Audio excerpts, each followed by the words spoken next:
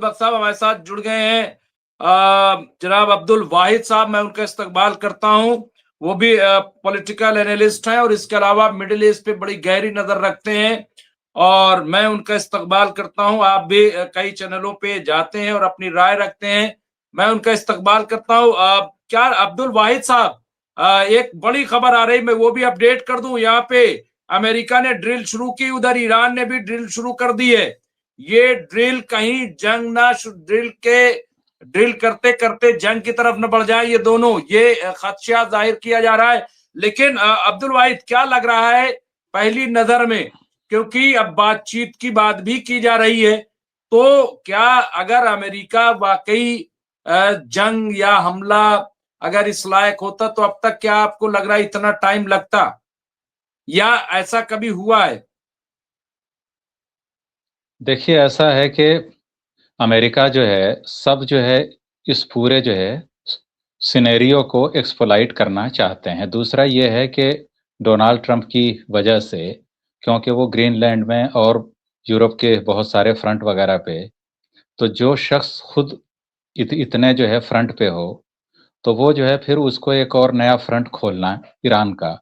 और बेसिकली जैसा कि अभी फिरोज बख्श साहब ने बताया कि भाई, अगर आप जो है सिनेरियो चेंज होता है और आपका इन्वेशन होता है, जैसे कि आपने अर्लियर इराक में किया या फिर यहाँ वहाँ, और आप ईरान में भी करते हैं, आई मीन यूएस अमेरिका, तो बूट्स ऑन द ग्राउंड होने चाहिए।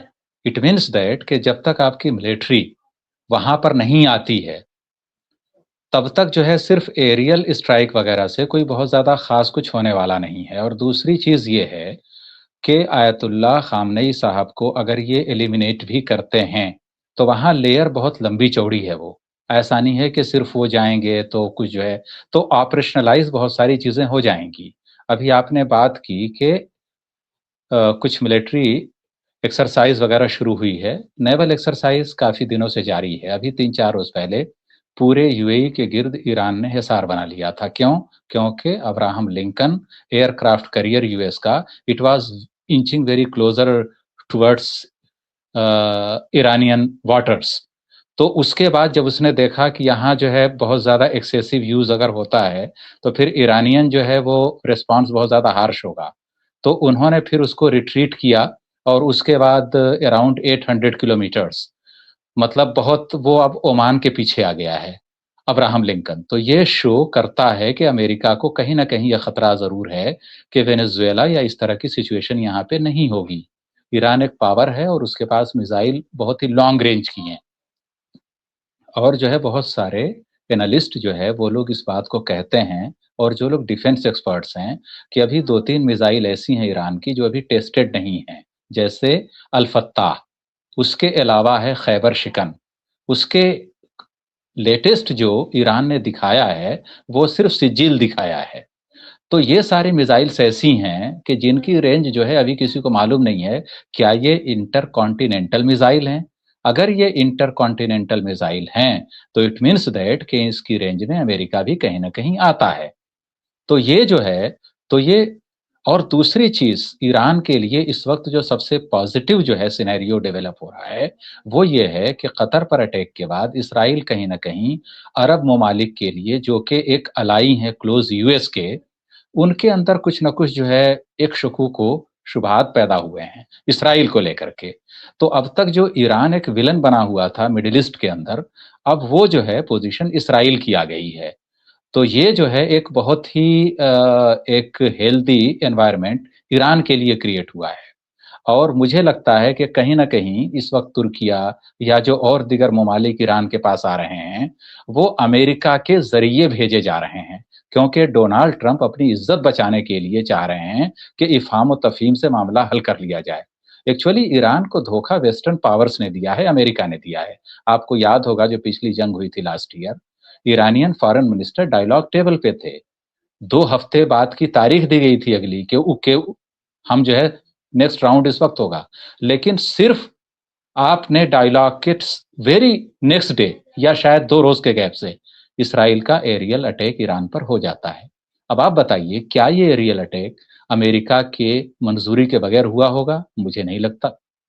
क्योंकि अगर वेस्ट 10 घंटा तो बहुत बड़ी चीज है। अगर 10 मिनट के लिए भी इसराइल से अपना समर्थन वापस ले ले या वो सप्लाई लाइन बंद हो जाए, तो इसराइल क्या कितने दिनों तक टिक पाएगा, ये अपने आप में बड़ा सवाल है। तो ये जो है, और 40-45 साल से सैंक्शंस के बावजूद ईरान जिस तरह से अभी तक खड़ा है, तो ये जो है क्लियर जो है रिफ्लेक्शन है कि जो भी सो कॉल्ड, जिसको एक बहुत बड़ा तबका बोलता है कि Iranian revolution was a so called Islamic revolution, तो अगर वो सो कॉल्ड इस्लामिक रिवॉल्यूशन था, तो 45 साल तक इस गरीबी के माहौल में या इस तरह के इकोनॉमिक सैंक्शंस के माहौल में वहां की पब्लिक कैसी है, अभी तक रिवोल्ट क्यों नहीं किया? It means that revolution was people led revolution. तो और अभी भी उनका जो है फेथ काफी हद तक पब्लिक के अंदर है, आयतुल्लाह अली खामनेई साहब का। तो ये जो है ऐसा पहलू है जो अमेरिका को मायूस करता है कहीं ना कहीं। जी बिल्कुल अब्दुल वाहिद साहब सही कह रहे हैं। चूंकि आप ताखिर से जुड़े, मैं आप ही से एक और सवाल ले लेता हूं कि चलिए, ईरान की जो ताकत है वो है, इसमें अंसारुल्लाह हौती का क्या रोल हो सकता है? क्योंकि उन्होंने भी धमकी दी है, और इससे पहले चूंकि अंसारुल्लाह हौती काफी लड़ा है, वो अमेरिका से भी लड़ चुका है, तो और उसने धमकी दी है कि रेड सी जो है वहां हाहाकार मच जाएगी अगर ईरान पे अटैक हुआ। तो वो कहां पे स्टैंड कर रहा है? अगर हम बात करें रेड सी को, वो कितना इफेक्ट करेगा अगर जंग शुरू होती तो? देखिए, रेड सी जो है, उस पूरा जो ट्रेड रूट है ये सी का, तो इस तरह के एस्टिमेट्स हैं ग्लोबल उसमें कि 12 to 18% के आसपास वो ट्रेड होता है वहां से, ऑयल का या फिर नॉन ऑयल ट्रेड। तो ये एक बड़ी मकदार है अगर वो रेड सी के जरिए हो रही है। उसके अलावा ये है कि अभी आपने देखा लास्ट ईयर तक कि हुसी जो हैं, जिनको हुसी बागी बोला जाता है, जिनको ईरानियन वो के they are allies of Iran, तो उन्होंने अमेरिका के इसी एयरक्राफ्ट कैरियर, जिसको अमेरिका का टाइटैनिक से भी बड़ा मानता है, इसी एयरक्राफ्ट कैरियर को डैमेज किया था और ये रिपेयर होने के बाद साउथ चाइना सी में गया था। तो ये उनकी कुवत है, ताकत है हुसियों की। तो अमेरिका जब हुसियों से नहीं लड़ पाया, जो कि एक बागी ग्रुप है, क्योंकि एक तरफ अमेरिका उन पर मिसाइल दागता था और विद इन 24 आवर्स वहां से रिटेलिएशन आता था, तो आप एक फुल फ्लेज कंट्री है ईरान, उससे आप कैसे मुकाबला करेंगे? दूसरी बड़ी चीज ये है कि वहां पे एक कंट्री है जिसका नाम है मुत्तहदा अरब इमारात, यूएई। ज्यादातर लोग सिर्फ दुबई दुबई बोलते हैं, हालांकि वो एक शहर है यूएई का। यूएई की जो मिलिट्री थी वहां पे सदर्न यमन के अंदर, उस पे अटैक किया सऊदी अरब ने। जाहिर है कि सऊदी अरब का अलायंस है पाकिस्तान के साथ। तो आप देखिए कि वहां जो भी इस वक्त सिनेरियो इतना चेंज है कि जो अमेरिका का ब्लू आइड बॉय बनने की कोशिश करेगा, उसको खुद अरब के लोग हटाने की कोशिश में हैं। और आप देखिए कि सोमालिया के अंदर, सूडान के अंदर यूएई जिस तरह से उसका रोल एक्सपोज हुआ है, तो उसने भी जो है काफी हद तक, तो ये ईरान के लिए एक तरह से बहुत ही पॉजिटिव एनवायरनमेंट है। इसी को देखते हुए अमेरिका शायद अपने कदम पीछे खींच रहा है और वो चाहता है कि डिप्लोमेटिक वे में अपनी इज्जत बचाई जाए। कई बार होता है कि आप बहुत ज्यादा ताकत के गुरूर में आगे बढ़ जाते हैं, लेकिन लिमिटेशंस सबकी हैं इसी दुनिया में। अफगानिस्तान ने अमेरिका को शिकस्त दी है, ये कोई बहुत 800-900 साल पुरानी बात नहीं है, 4-5 साल पुरानी बात है। तो जब जो है तालिबान जैसी कुव्वत या फिर अफगान के जो और लोग हैं, तो जब वो लोग अमेरिका को शिकस्त दे सकते हैं, आपको याद होगा अफगान फॉरेन मिनिस्टर अभी कुछ महीने पहले थे यहाँ पे दिल्ली में, तो उस वक्त जो है डोनाल्ड ट्रंप का एक बयान आया था कि हम बागराम एयरपोर्ट ले लेंगे। तो जो उनके स्पोक्स पर्सन हैं काबुल में, जबीहुल्लाह मुजाहिद, उनका एक बयान आया था कि हम लोग 20 साल और जंग करेगा अमेरिका से। तो आप सोचिए कि जब एक तालिबान का ये स्टेटमेंट है, तो ईरान जो एक फुल फ्लेज पावर है, मिलिट्री पावर है उस रीजन के अंदर, तो क्या वो इतनी जल्दी रिट्रीट करेगा, इतनी जल्दी पसपाई अख्तियार करेगा? तो इसके इम्कानात इंतहाई कम है। और अब सिनेरियो तो डू एंड डाई का है। तो इसलिए मुझे लगता है कि इसराइल को और अमेरिका को भारी कीमत चुकानी पड़ेगी। जी जी बिल्कुल, ये एक बेहतरीन तज्जिया किया है अब्दुल वाहिद साहब आपने, एक अच्छा तज्जिया। और देखिए, ईरान ने तो 8 साल जंग की है इराक के साथ, और इराक के पीछे उस वक्त कौन था सब जानते हैं। वहां तब भी यही रिजीम चेंज वाली बात थी कि वहां किसी तरीके से रजा शाह पहलवी को ले जाकर के बिठाया जाए, 8 साल तक आप सोचिए।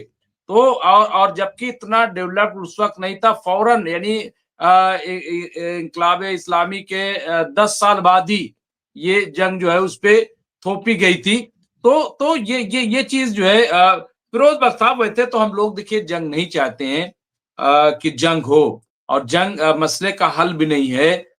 लेकिन जो हम बार बार एक चीज कह रहे थे कि मिडिल ईस्ट काफी वहां पे चेंज देखने को मिल रहा है। क्या आपको नहीं लग रहा है, जैसा कि अब्दुल वाहिद साहब ने कहा कि काफी चेंज है अब उस तरह अमेरिका के बिल्कुल जो है पिट्ठू या हम कह लें, या वो अब माहौल नहीं रहा है। अगर अगर जंग जबरदस्ती अमेरिका ईरान साथ करता है और कहीं ईरान ने पलट के इन मुल्कों पे जो बेस हैं वहां पे अटैक किए, तो मैं समझता हूं कि शिराजा बिखर जाएगा अमेरिका का मिडिल ईस्ट में। ये भी एक डर है फिरोज बख्श साहब।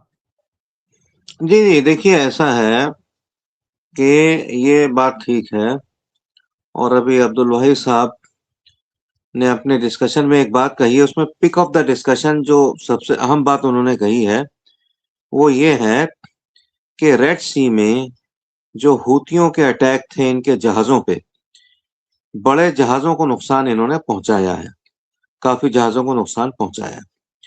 और ये सब देख के अमेरिका को इस बात का यकीन है कि स्ट्रेट ऑफ हॉर्मुज़ पे रेड सी में उसकी बादशाहत नहीं चलेगी। वो चाहता है कि ईरान पे अटैक करके जो ईरान से हासिल करे, वो स्ट्रेट ऑफ हॉर्मुज़ पे कब्ज़ा कर ले, और फिर जो अपनी तिजारत करना चाहते हैं दुनिया के 20-25% जो ममालिक वहाँ से गुज़र के कुछ करना चाहते हैं, ट्रेड एंड कॉमर्स के मामलात रखना चाहते हैं, तो उनसे फिर वो दबा के टैरिफ लेगा। ठीक है? इस बात को सब समझते हैं, और हिंदुस्तान भी इस बात को समझता है कि अमेरिका का ईरान को नुकसान पहुँचाना या खुदा न खास्ता उस पे गालिब आना, वो हिंदुस्तान के लिए बहुत ही एक गलत बात होगी, क्योंकि हिंदुस्तान के बहुत पुराने तारीखी ताल्लुकात हैं ईरान से, अच्छे ताल्लुकात हैं, दोस्ती के ताल्लुकात हैं, और जो ट्रेड के जो भी शिप्स जाते हैं यूरोपियन कंट्रीज में या कहीं भी जाते हैं आपके अमेरिका वगैरह, तो वो उसी स्ट्रेट से जाते हैं और बहुत आसानी हिंदुस्तान को है। तो हर मुल्क, ज्यादातर मुल्क एक्सेप्ट उन मुल्कों ममालिक के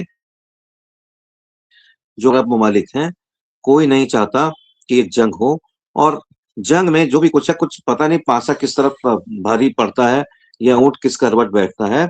लेकिन ये जो जंग है अभी अमेरिका, अभी इन्होंने एक बात और कही थी वाहिद साहब ने, कि अमेरिका अपना इकबाल बचाने के लिए कोशिश ये कर रहा है कि आगे कर दे तुर्की को, ईरान के पास भेज दे, ताकि कहीं ना कहीं उसकी फेस सेविंग हो जाए, उसका इकबाल बुलंद रहे कि भाई ये देखो, ये तो तुर्कियों ने या आपके यूएई के लोगों ने या कतर के लोगों ने, भाई ये मेरे दोस्त हैं, इन्होंने बड़ा प्रेशर डाला कि भाई मैं जंग ना करूं। ये कुछ, ये भी एक ट्रैक 2 की एक पॉलिटिक्स ये भी चल रही है। ठीक है, अटैक होगा देखा जाएगा, हम भी देख रहे हैं, आप भी देख रहे हैं। ठीक है, ज्यादा बड़ा उसमें पूरी दुनिया आई तो हम भी मरने को तैयार हैं। ठीक है, मरने से कोई नहीं डरता हम में से। तो अल्टीमेटली मैं यही कहना चाहूंगा कि अभी अमेरिका में जो बात भाई साहब ने कही, नाप तोल कर रहा है, प्रोज एंड कॉन्स देख रहा है कि मेरा यहाँ क्या फायदा है। अमेरिका एक दूसरा कॉरिडोर जो उसने खोला है यहाँ पे साउथ अमेरिका वगैरह में, ग्रीनलैंड में, उसके लिए बड़ा आतुर है कि मैं उसमें पहुंच जाऊं। तो ये सारी चीजें अमेरिका बैक वक्त नहीं कर सकता, और ईरान में अगर वो फंस गया तो मुझे पता नहीं तो फायदा क्या होगा या नहीं होगा। लेकिन एक बहुत, अमेरिका ने अभी तक अटैक नहीं किया, और मैं अभी भी कहता हूं कि 45% मेरी थॉट यही है कि शायद अमेरिका अटैक ना करे, अपने पांव पसार ले। करेगा तो देखेंगे। तो हम डिस्कशन कितने दिन से कर रहे हैं। जी डॉक्टर मुमताज। बिल्कुल ये सही है। और देखिए अगर करेगा भी तो जाहिर सी बात है कि ईरान इसीलिए तो तैयारी कर रहा है। मैं यहाँ पे हसन रिजवी साहब ने एक डिटेल दी अब्दुल वाहिद साहब, मैं आखिरी कमेंट और फिर उसके बाद दुआ कराऊंगा फिरोज बख्श साहब से कि 80,000 ड्रोन समुद्र में उतारने ईरान ने तैनात कर दिए। एक तो ये, दूसरा ये जो शहरों का किस्सा है कि पूरे पूरे शहर जो है वो मिसाइल से भरे हुए हैं। कई बार हमने देखे भी हैं वहां पे जिस तरह से उनका मुजाहरा भी किया गया है। तो ये क्या है? इससे पहले हमने एक चीज और देखी थी, वो ये कि साहब जमीन से उनकी ऐसा है, कब्र की तरह दरवाजे खुलते हैं और वहां से मिसाइलें, यानी वहां कुछ ऐसा नहीं कि लोडर वगैरह ले जाएंगे और फिर मिसाइल चलाएंगे। ये इसको ये क्या है? इसको जरा से अगर थोड़ा डिफाइन कर सकें अब्दुल वाहिद देखिए साहब। ऐसा है कि जी जी, बहुत सारे लोग जो है लास्ट ईयर जो है इस पर डिफेंस एक्सपर्ट्स के उसमें जो है डिबेट का था ये मौजू, और बहुत सारे इंटरनेशनली उन्होंने बताया। एक्चुअली हमें बहुत सारी जो है बातें चीज़ें लगती हैं कि नई है। तकरीबन 10-15 साल पहले से ये सारी चीज़ें डेवलपमेंट में हैं और इवन भारत तक के पास इस तरह की चीज़ें हैं। तो ये कोई ईरान के पास नई नहीं है। नया इसलिए लगता है कि एक ऐसा कंट्री जिस पे तकरीबन 4 दहाई से ज़्यादा हो गया, इकोनॉमिक सैंक्शंस के बावजूद उसने अपने डिफेंस को इतना डेवलप किया है, ये एक मोजज़ा है। असल सवाल ये है। और दूसरी चीज़ ये है कि इतने सैंक्शंस के बावजूद उसने खुद डिटरेंस दिखाया है। कई बार हमारे यहाँ बहुत सारे तज्जिया निगार बोलते हैं कि रशिया और चाइना और ये सब। देखिए रशिया और चाइना इस पूरी दुनिया में कोई किसी की मदद को नहीं आता अगर आप खुद मुस्तहकम या मजबूत नहीं हैं। ईरान ने ये 12 रोजा जंग में अपने उसको दिखाया है कि रशिया आता है आए, क्योंकि आयतुल्लाह अली खामनेई साहब के बहुत सारे बयानात, और वो बिल्कुल रियल थे, झूठे बयानात नहीं थे। उसमें उन्होंने साफ कहा कि हमने कोई मदद रूस से नहीं मांगी है, जब हमें जरूरत होगी तो हम मदद मांगेंगे। और उसके अलावा बहुत सारे एक्सपर्ट्स के ये भी थे कि ईरान ने उस 12 डेज वॉर के अंदर जितने मिसाइल और जो कुछ किया है यूज, वो 5% भी नहीं है उसका जितना वो है। तो ये आपकी बात सही है मुमताज साहब कि बहुत सारे शहर ऐसे हैं, और फिर ईरान जो है वो कोई छोटा मोटा मुल्क नहीं है। उसकी सदियों से, मतलब बल्कि हजारों साल की एक तारीख है, एक कल्चर है। तो वो जो है बहुत बड़ा सेंटर रहा है कल्चर और सिविलाइजेशन का। मुझे याद है 15-20 साल पहले एक मूवी आई थी 300 हॉलीवुड की। उस वक्त कमाल खराजी या कोई और थे फॉरेन मिनिस्टर ईरान के, तो उनका एक बयान आया था कि इसमें जो ईरान पर फतह दिखाई है यूनानियों ने, उनको अपने औकात में रहना चाहिए, क्योंकि वो किसी जू ने बनाई थी वो फिल्म, किसी यहूदी ने। तो और उनका एक रिमार्क और था कि इसराइल जो है उसका उतना वजूद नहीं है कि वो जो है ईरान से बात करे, 60-70 साल पुराना देश, और वो जो है हमारे ऊपर फिल्म बनाए जिसकी हजारों साल की तारीख है। तो ये जो है चीजें ईरान को एक तरह से इम्तियाजी हैसियत देती हैं उस पूरे रीजन के अंदर। तो ये है, तो वो जो है, और इसराइल से 80-90 गुना बड़ा है ईरान। तो वो अगर जो है मान लीजिए कि अगर ईरान पे एटमिक अटैक भी हो गया, और बहुत सारे लोग ये भी बोलते हैं कि शायद न्यूक्लियर वेपन बना लिया ईरान ने, नहीं बनाया है तो वो एक दूसरी बात है। लेकिन अगर उसके पास है या ऐसा कुछ है, तो अगर इसने रिटेलिएट किया तो फिर वो इसराइल के लिए जो है वो बहुत भारी पड़ेगा। तो अमेरिका को अपना डर नहीं है उतना, तुर्किया वगैरह को आगे करने के बावजूद कहीं ना कहीं इसराइल के अंदर भी ये खौफ है। आप देखिए कि जब पहली दफा अभी जो है 10-15 रोज पहले जब ये बातें शुरू हुई थी कि ईरान पर अटैक होगा, अटैक होने वाले थे, लेकिन नेतन्याहू फौरन प्लेन पकड़ के साइप्रस भाग गया। अब आप बताइए कि जब ये सिनेरियो है कि खुद प्राइम मिनिस्टर कंट्री छोड़ के भाग जा रहा है, क्योंकि उसको मालूम है कि इस वक्त ईरान का वो सब्र तहम्मुल देखने में नहीं आएगा जो 12 रोजा जंग में आया था। इस वक्त तो बिल्कुल जिसको बोलते हैं पूरी मिसाइल वर्षा हो जाएगी इसराइल पे। तो ये जो है सिनेरियो ये है इस वक्त। जी बिल्कुल, और 3000 एक साथ मिसाइल जो दागने की बात चल रही है। और मुझे लग रहा है अभी कोई कह रहा था कि इस बार इजराइल जो है वो इजराइल को का जिम्मा दे दिया है हूती को कि इधर जब हम जंग लड़ेंगे तो तुम संभाल लेना। और इतनी मिसाइलें पहुंचा दी है हूती के पास कि वो इजराइल को रोके रखेगा। इस तरह की बातें भी आ रही हैं। इसराइल से ज्यादा उम्र जो है आयतुल्लाह अली खामनेई साहब की है, तो इसराइल तो अभी बच्चा है उनके सामने, जिसकी पैदाइश को अभी इतने दिन हुए हैं। तो वो जो है, तो इसराइल को ये सब जो है, हम लोग कुछ ज्यादा दिखाते हैं बढ़ा चढ़ा करके। इसराइल ये है, जैसा कि मैंने कहा कि भाई अगर 10 घंटे के लिए भी वेस्टर्न सपोर्ट हट जाए इसराइल से, फिर हम देखते हैं कि कितने मिनट टिकता है। जी बिल्कुल। तो आखिर में मैं चाहूंगा फिरोज बख्श साहब से कि दुआ भी करा दें, क्योंकि जंग बहरहाल नहीं होनी चाहिए। जंग किसी भी एतबार से ठीक नहीं है, और पूरी दुनिया के लिए, क्योंकि कोरोना के बाद हम ये समझते हैं कि पूरी दुनिया कहीं ना कहीं क्राइसिस में है।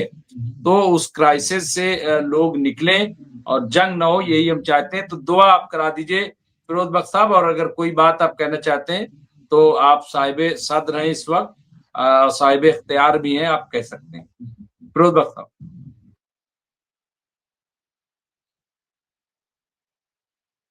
तारीख में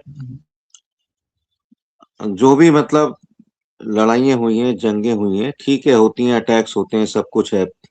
एटॉमिक अटैक भी हुआ हिरोशिमा नागासाकी पे, सब कुछ हुआ। लेकिन मेरे ख्याल से जो मदर ऑफ ऑल अटैक्स था, वो इसराइल के ऊपर जो ईरान ने किया था 12 दिन की जंग में। मैं एक दैट वाज गुजारिश कर दूं, देखिए मेरे साथ 600 से ज्यादा लोग जुड़े हुए थे, जी जी लेकिन अभी 200 भी लाइक नहीं हुए। मैं तमाम लोगों से रोज गुजारिश नहीं करता हूं, लेकिन कल 1500 वाचिंग हुई क्योंकि आप लोगों ने सपोर्ट किया।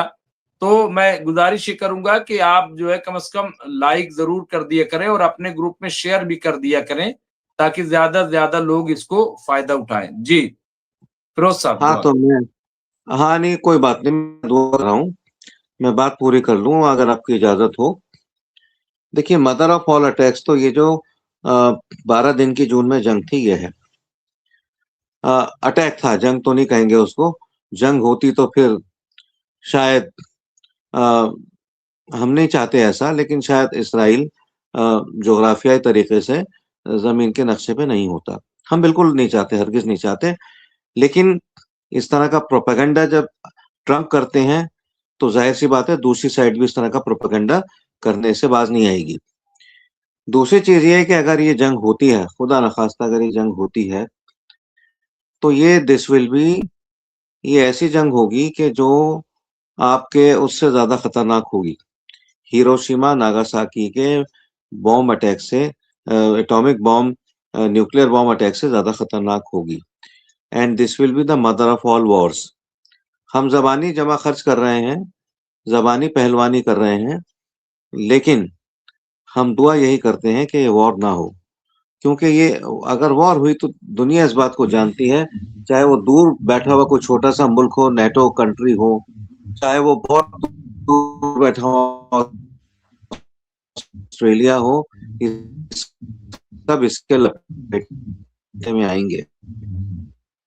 ठीक है, खासा खौफ।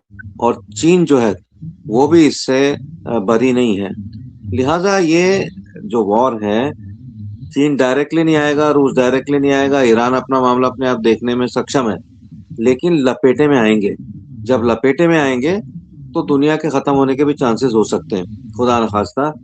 क्योंकि हमारे स्क्रिप्चर्स में भी यही है कि कयामत का भी ये टाइम है, हो सकता है कयामत इसके जरिए से आ जाए। लेकिन जो भी उसका टाइम है वो कल भी आ सकती है, वो 500 साल के अंदर भी आ सकती है। लेकिन हम खुदा से ही दुआ करते हैं कि कम से कम इस मर्तबा तो ये जो जंग के बादल छाए हुए हैं मिडल ईस्ट के ऊपर, वेस्ट एशिया के ऊपर, बल्कि मैं कहूँगा पूरी दुनिया के ऊपर, अल्लाह इन जंग के बादलों को छांटे, और जो भी दुनिया के बाशिंदे हैं जहाँ भी हैं, वो अमन से, चैन से, आराम से अपनी जिंदगी गुजारें। जी डॉक्टर मुमताज।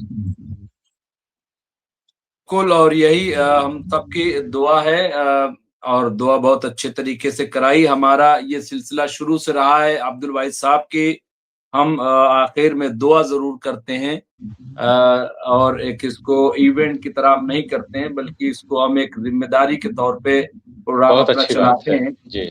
और कोई मकसद नहीं, कोई मंसूबा नहीं, सिर्फ एक ही मकसद है कि जंग नहीं होनी चाहिए, और जो हकायक हैं वो लोगों के सामने वाज़ेह हो जाए, यही हमारा मकसद है। आप दोनों हजरात का बहुत बहुत शुक्रिया फिरोज बख्त अहमद साहब आपका। मैं एक चीज अ, कहना चाहूंगा आपसे, इससे पहले कि इजाजत लें और आप उसको डिस्कनेक्ट करें अपने चैनल को, हम सबसे दुआ रोज आप कराते हैं, हम करते हैं, और रोजाना मुझे एक मुख्तलिफ अल्फाज में मुख्तलिफ अंदाज से दुआ करनी पड़ती है, क्योंकि मैं रेपिटेशन का हकदार के हक में नहीं हूँ। ठीक है, कोशिश करता हूँ कि अच्छी दुआ हो, मुख्तलिफ हो। तो आपके कहने से और जैसे हालात हैं, कुछ ना कुछ अल्लाह की जानिब से भी इल्हाम होता है कि दुआ रोज होती है, और दुआ में कुछ ना कुछ अल्लाह का बड़ा कर्म है, बड़ी मेहरबानी है, नई चीज आती है, अमन की चीज, चैन की चीज, आराम की चीज आती है। जी डॉक्टर मुमताज। नहीं, बिल्कुल। और चूंकि देखिए, जब दिल का मामला होता है, और हमने कहा कि हम इसको प्रोग्राम को बहुत जिम्मेदारी से, और इसमें बहुत जिम्मेदार लोग आते हैं। अब्दुल वाहिद साहब को हम सब जानते हैं कि वो एक जिम्मेदार शख्सियत हैं, और गुफ्तगू भी सबने सुनी कि किस तरह से उन्होंने बगैर किसी जज्बात के एक हकायक की बिना पे उन्होंने बात कही। फिरोज बख्त साहब हो, या प्रोफेसर अरविंद सिंह तेजावत हो, राशिद रिजवी साहब हो, शौकत भारती साहब हो, ये तमाम लोग जो हैं, जो स्टडी करते हैं, तो हमारा मकसद ये है कि इंफॉर्मेशन भी लोगों तक पहुंचे, और सही इंफॉर्मेशन पहुंचे। बजाय ये कि साहब उनको वो मार देंगे और वो तबाह हो गया, और जैसे आजकल चल रहा है, मैं हरगिज वो नहीं चाहता। तो बहरहाल बहुत बहुत शुक्रिया, और हम उम्मीद करते हैं अब्दुल वाहिद साहब से कि आप जरूर हमारे आइंदा के प्रोग्रामों में भी शिरकत करेंगे। तो जरूर, शुक्रिया, इंशाअल्लाह जी। इंशाअल्लाह। शुक्रिया फिरोज बख्त साहब, शुक्रिया अब्दुल वाहिद साहब, और तमाम लोगों का भी बहुत बहुत शुक्रिया। तबरेज आलम सिद्दीकी साहब हों, नसीरुद्दीन साहब हों, राजा सिंह राजपूत साहब हों, या और यहाँ पे सूर्यवंशी जी हों, हुसैन साहब हों, हसन रिजवी साहब हों, सारे तमाम लोग, एक और भी ये रेशमा साहिबा हों, ये सारे लोग जितने हैं, सबका मैं शुक्रिया अदा करता हूँ। बहुत सारे लोग हैं, मैं गुड्डू सलमानी साहब हैं, बहुत सारे लोग हैं, अली शान साहब हैं। तो मैं बहुत सारे, हो सकता है नाम न ले पाऊँ, मोहम्मद अनस हैं, बशीर उद्दीन बाबा खान हैं, तो इसे शौकत अली साहब हैं, बहुत सारे लोग हैं, मैं सबका नाम हो सकता है न ले पाऊँ, लेकिन सबका बहुत-बहुत शुक्रिया, और इंशाअल्लाह कल फिर हम आपके खिदमत में हाज़िर होंगे, और अपडेट आपकी खिदमत में पेश करेंगे। दीजिए इजाज़त, बहुत-बहुत शुक्रिया। जय हिंद, जय भारत, जय संविधान, शब ब खैर।